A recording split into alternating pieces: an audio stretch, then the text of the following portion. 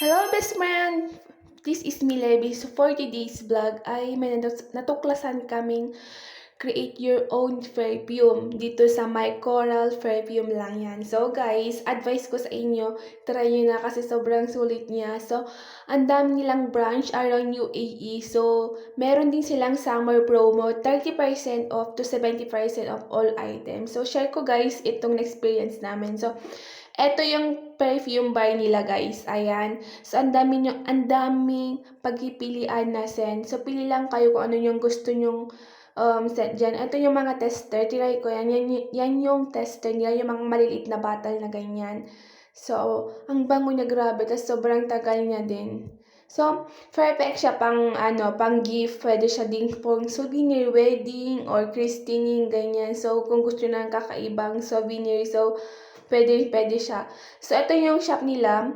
Ayan yung mini-mix na namin yung napili ng kapatid ko na scent. So, berry ata yun. Hindi ko na din maalala. Basta berry yun. So, yung stop nila na siya yung mismong nag-mix dyan. So, ayan guys. Ituturo niya lang kung ano yung prefer yung scent. Tapos, imimix na ng staff nila. So, ayan. Ang dami talagang pagpipilian. So, worth it talaga pag pumunta kayo dyan, guys.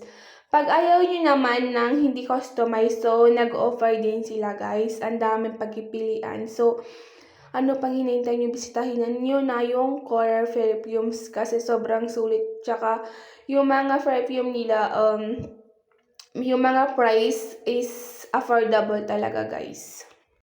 At kung may balak kang pumunta dito sa Dubai guys, isama mo na yan sa bucket list mo para kompleto. Yun lang.